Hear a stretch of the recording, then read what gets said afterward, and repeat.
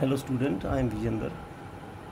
Ninth class का second chapter हम कर रहे हैं और ये अपना लेक्चर है फॉर 20 मई के लिए। लास्ट लेक्चर में हमने फर्स्ट लॉ का प्रूफ किया था, सेकंड लॉ भी कर चुके हैं हम। आज हम लास्ट और थर्ड लॉ करेंगे, that is Newton's third law. ठीक है, सबसे पहले स्टेटमेंट लिखते हैं कि इसका मतलब क्या है। According to third law, for every action there is equal and opposite reaction। मतलब स्टेटमेंट एक बार फिर से देखिए। अकॉर्डिंग टू थर्ड लॉ, यानी थर्ड लॉ कहता है कि for every action there is equal and opposite reaction. इसका मतलब क्या है? That mean if a body, let's say उस बॉडी का नाम है A, apply force on another body, let's say B, then B also apply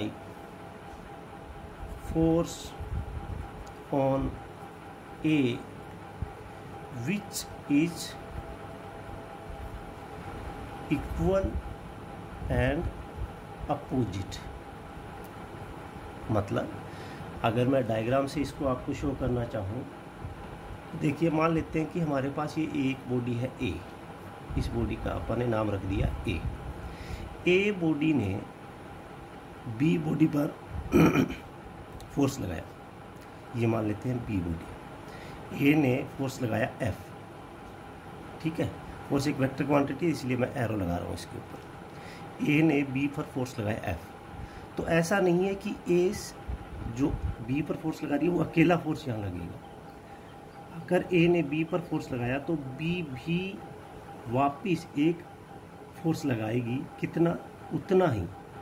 उसकी मात्रा बराबर होगी लेकिन उसकी दिशा उल्टी होगी, यानी माइनस होगा। वो माइनस का मतलब यहाँ पर डायरेक्शन से है बेटा, यानी फोर्स अगर ए का एफ है तो बी का फोर्स कितना होगा? तो आंसर है वो एफ ही होगा, लेकिन वो उल्टी दिशा में होगा, इसलिए मैंने माइनस लगा दिया। ये देखिए, ठीक है। इसका मतलब ये है, आप किसी भी चीज़ को, आप कोई भी एग्जांपल ले सकते हैं। मान लीजिए कि ये एक दीवार है,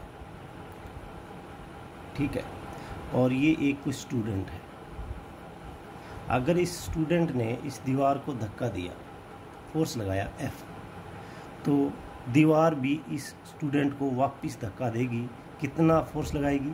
वो भी उतना ही लगाएगी, लेकिन वो इसकी दिशा, अगर इसने फोर्स इस दिशा में लगाया है तो ये दीवार इस स्टूडेंट पर उल्टी दिशा में फोर्स लगाएगी, माइनस है। ये यहाँ पर इस स्टूडेंट ने जो फोर्स लगाया, इसको हम कहेंगे कि यहाँ कहेंगे, या अगर ये एग्जाम्पल लें, इस एग्जाम्पल में अगर हम बात करें तो force by boy is action.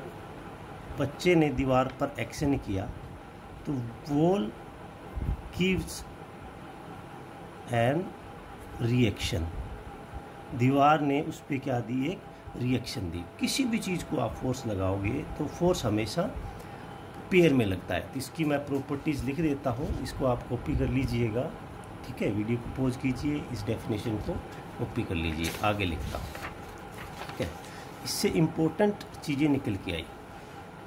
Important point, ठीक है, about third law. Third law की खास बातें।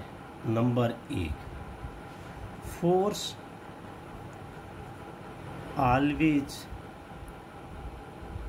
act in पेयर, यानी फोर्स कभी भी अकेला नहीं लगता। अगर एक बॉडी ने दूसरी बॉडी पे फोर्स लगाया तो दूसरी बॉडी ने वापस पहली पे लगा दिया, यानी पेयर बन गया, जोड़ा। ठीक है। Number 2, action and reaction force are always equal and opposite. Action reaction force जो होगा वो हमेशा बराबर होगा और एक दूसरे के विपरीत होगा। जैसे फिर यहाँ एक एग्जांपल की सहायता से आपको मैं पिछले वाला एग्जांपल ले, अगर ए ने बी पर फोर्स लगाया, मान लेते हैं 5 न्यूटन लगाया, तो बी का फोर्स यानी फोर्स ऑफ ए कितना है, 5 न्यूटन है, तो फोर्स ऑफ बी कितना होगा, तो बराबर होगा, यानी वो भी कितना लगाएगी, 5 न्यूटन ही लगाएगी, लेकिन उसकी दिशा उल्टी होगी। इससे इसने इस तरफ लगाया तो ये इस तरफ लगाएगी, यानी ये माइनस लगा दिया। याद रखिए, ये मैं नोट डाल देता हूँ, here negative sign represent, negative sign represent the opposite direction of force. यानी अगर किसी फोर्स के पीछे आप माइनस लगा देंगे तो बेटा इसका मतलब ही हुआ कि ये वाला जो फोर्स था जिसको आपने प्लस लिखा, इस फोर्स की दिशा इस वाले से उल्टी है। यानी अगर मैं एग्जांपल लूँ यहाँ पर एक और, मान लेते हैं इस दिशा में ये एक फोर्स लग रहा है, अगर इसको आपने कहा कि ये 10 न्यूटन फोर्स है, इस दिशा में लग रहा है, तो -10 का मतलब क्या होगा कि मात्रा उतनी है लेकिन इसकी दिशा उल्टी होगी, यानी ये इधर हो गया। ठीक है। अगर इस दिशा का फोर्स प्लस है तो ये माइनस हो जाएगा। अगर अपन ने इस दिशा को प्लस लिखा होता, ये एग्जाम्पल 1 हो गया और ये एग्जाम्पल मान लेते 2। अगर जरूरी नहीं है कि मैं इस दिशा को ही प्लस लिखूं, मैंने इस दिशा को प्लस लिख दिया। अगर ये 10 न्यूटन है इस दिशा का, तो इसका माइनस क्या होगा, इसका -10 न्यूटन होगा, ये अपोजिट। यानी ये प्लस इस दिशा में था तो इसका अपोजिट इस दिशा में, यानी आप डायरेक्शन को जस्ट रेसिप्रोकल कर दीजिए, उल्टी कर दीजिए। ठीक है। अगर ये अपना लेफ्ट की तरफ था तो माइनस का मतलब है टुवर्ड राइट, और यहाँ पर ये देखिए ये टुवर्ड राइट था तो इसका माइनस का मतलब है टुवर्ड लेफ्ट। ये चीज़ें अपने को याद रखनी है। ठीक है। एक फोर्स हमेशा पेयर में लगेगा, दूसरा फोर्स जो लगेगा एक्शन रिएक्शन फोर्स, वो दोनों हमेशा बराबर होंगे और एक दूसरे के विपरीत दिशा में होंगे, इक्वल एंड अपोजिट होंगे। चलिए इसका कुछ एग्जाम्पल हम लिखते हैं कि हमें कहाँ देखने को मिलते हैं ये फोर्स। हर एक जगह पे आपको देखने को मिलेगा। एग्जाम्पल, पहला एग्जाम्पल, मान लेते हैं ये एक टेबल है, ये एक टेबल बना ली मैंने। ठीक है। इसके ऊपर एक बुक रखी हुई है, ये एक बुक रख दी इस टेबल पर। ठीक है। अब इस बुक में कुछ भार होगा, यानी इसका कुछ वेट होगा, वो वेट इस टेबल को नीचे की तरफ दबाएगा, यानी फोर्स लगाया, इस बुक ने टेबल को दबाया नीचे की ओर, ये फोर्स क्या बना, इसका एक्शन, यानी बुक ने टेबल पर एक्शन किया, नीचे की तरफ फोर्स लगाया, तो टेबल क्या करेगी, टेबल इस पर उल्टी दिशा में, ये ऊपर की तरफ क्या लगेगा, इस पर रिएक्शन लगेगा। ये देखो, अगर मैं यहाँ पर ये अगर कोई भी चीज़ ले लेता हूँ, मान लीजिए ये एक डस्टर है, इसको इस पे अपन ने रखा यहाँ पर, तो ये डस्टर यहाँ पर नीचे की तरफ, देखिए नीचे की तरफ ये फोर्स लगा रहा है, तो ये वाला जो सरफेस है जिस पे ये ऊपर रखा हुआ है, वो सरफेस इसमें ऊपर की तरफ एक उल्टा फोर्स लगाएगी, जिसको हम क्या कहेंगे, रिएक्शन। और ये इसने बुक ने, जैसा कि हमारे एग्जाम्पल में, ये क्या किया, एक्शन। यहाँ पर एक्शन का जो वैल्यू होगा वो रिएक्शन के बराबर होगा, लेकिन इसकी दिशा देखिए, ये नीचे की तरफ था तो रिएक्शन ऊपर की तरफ था, यानी ये अपोजिट होगा। ये अपन इसी का एक और इंटरेस्टिंग एग्जांपल मैं आपको दिखाता हूँ। ठीक है। ड्यूरिंग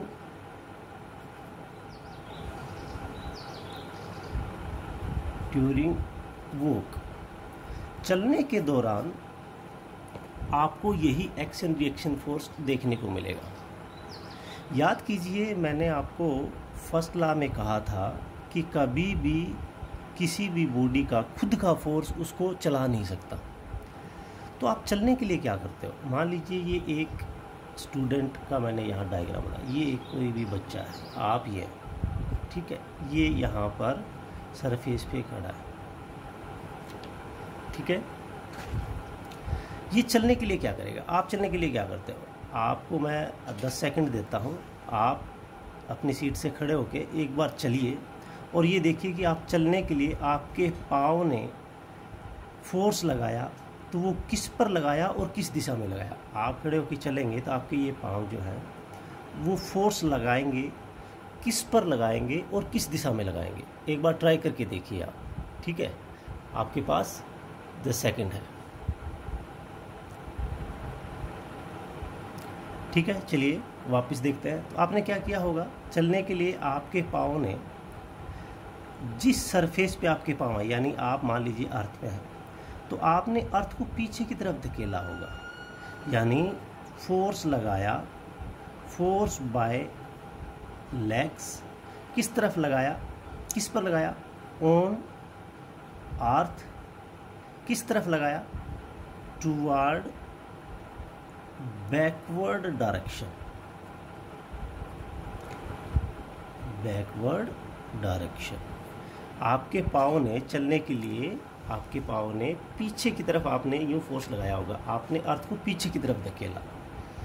तो क्या आपके पाँव से जो फोर्स लगा है उस फोर्स की वजह से आप चले? तो आंसर है नो, क्योंकि आपके पाँव आपकी बॉडी को नहीं चला सकते, क्योंकि वो तो आपकी बॉडी की हिस्सा है। तो फिर आप चले कैसे? आपके चलने के लिए न्यूटन थर्ड लॉ काम कर रहा है। क्या किया? जैसे ही आपने अर्थ पर फोर्स लगाया पीछे की तरफ, तो अर्थ ने आप पर आगे की तरफ फोर्स लगाया, ठीक है। ये देखिए, एज ए रिएक्शन आपने अर्थ पे क्या किया बेटा?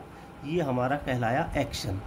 जैसे ही हमने अर्थ पे एक्शन किया, अर्थ ने हमें क्या दिया? एक reaction. As a reaction earth pull us in forward direction, forward direction. अब ये देखिए, अब ये वाला जो फोर्स है किसने दिया? अर्थ ने दिया। अब अर्थ आपकी बॉडी का हिस्सा नहीं है, यानी ये हमारे लिए क्या है? एक्सटर्नल फोर्स है। इस एक्सटर्नल फोर्स की वजह से आपकी बॉडी आगे की तरफ चलती है।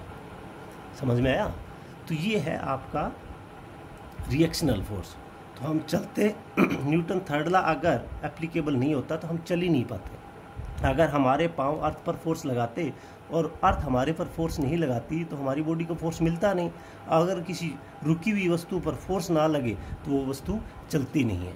तो आपको चलाने के लिए अर्थ के रिएक्शन फोर्स ने काम किया है, ये देखिए, ठीक है। तो इस तरह अगर कोई आपसे पूछे कि आप चलते हैं तो इसमें न्यूटन का कौन सा लॉ एप्लीकेबल है, तो आंसर है न्यूटन थर्ड लॉ की वजह से ये चलना संभव हुआ। एक बच्चे ने मेरे से फर्स्ट पीरियड के दौरान पूछा भी था कि सर अगर ये एक कार है, ये कार हमने मान ली और इस कार के अंदर ये इसका इंजन है, तो अगर कार का इंजन कार का हिस्सा हुआ तो कार के इंजन की वजह से कार क्यों चली? तो आज मैं उसका एक्सप्लेनेशन देता हूँ। देखिए, कार के इंजन ने इस टायर को रोटेट करवाया, टायर ने अर्थ को पीछे की तरफ धकेला, यानी कार का जो फोर्स है वो कार के चलाने के काम नहीं आ रहा। कार का फोर्स तो किस काम में आ रहा है? अर्थ को पीछे की तरफ धकेलने में। तो कार ने फोर्स लगाया किस पर? अर्थ पर। Force of car on earth, ठीक है। अर्थ ने अर्थ पर ये फोर्स लगा, कैसे लगा? टायर जो अर्थ के साथ फ्रिक्शन बना रहा है, इसकी वजह से उस कार के टायर ने अर्थ को पीछे की तरफ धकेला। अब यहाँ पर न्यूटन थर्ड लॉ काम किया। जैसे ही कार ने अर्थ को पीछे की तरफ धकेला, अर्थ के रिएक्शन फोर्स ने ये लगी रिएक्शन, और वो किस तरफ लगेगी? उल्टी दिशा में। तो कार ने अर्थ को किस तरफ धकेला था? पीछे की ओर। तो अर्थ के फोर्स ने इसको आगे की तरफ धकेल दिया। तो कार को चलाने के लिए कौन सा फोर्स रिस्पॉन्सिबल हुआ? तो आंसर है रिएक्शनल फोर्स ऑफ अर्थ। और रिएक्शन तभी पैदा होती है जब आप एक्शन करोगे, ठीक है। ये साइमल्टेनियस होता है, जैसे ही एक्शन काम करने लगेगा वैसे ही उसको रिएक्शन मिलेगी, ठीक है। तो कार को चलाने के लिए हालांकि इनडायरेक्टली अगर वैसे देखा जाए तो कार पर रिएक्शन कब मिलेगी, जब कार एक्शन करेगी। और एक्शन किसकी वजह से हुआ, कार के इंजन की वजह से। तो अगर कार का इंजन नहीं होता तो एक्शन नहीं होता, एक्शन नहीं होता तो रिएक्शन नहीं मिलती और कार नहीं चलती। तो इनडायरेक्टली रूप से तो कार का इंजन ही कार को चला रहा है, लेकिन फिजिक्स की लैंग्वेज में कार का इंजन कार को चलाने के लिए रिस्पॉन्सिबल नहीं है। कौन रिस्पॉन्सिबल है, reaction by the surface on the car. Car ने सरफेस को पीछे की तरफ धकेला और सरफेस ने कार को आगे की तरफ। तो ये कारण होता है इसका चलने का। तो कोई भी चीज़ है चल रही है वो इसी मैकेनिज्म से चल रही है, भले आप चलें या कार। तो इस एग्जाम्पल को अच्छे से नोट कर लीजिए। ये दोनों एग्जाम्पल आप नोट करेंगे, ये डायग्राम आप नोट करेंगे कैसे किया आपने, और ये डेफिनेशंस इम्पोर्टेंट पॉइंट और न्यूटन थर्ड लॉ की डेफिनेशन जो अपन ये की है, ठीक है। तो ये न्यूटन थर्ड लॉ हो गया, ठीक है। ये इसके इम्पोर्टेंट एस्पेक्ट्स हो गए, ये किस तरह काम करता है। और ये आपका एक एग्जाम्पल हो गया। एक चीज़ और इसमें इम्पोर्टेंट मैं नोट कर देता हूँ, number 3, action and reaction force always act on two different bodies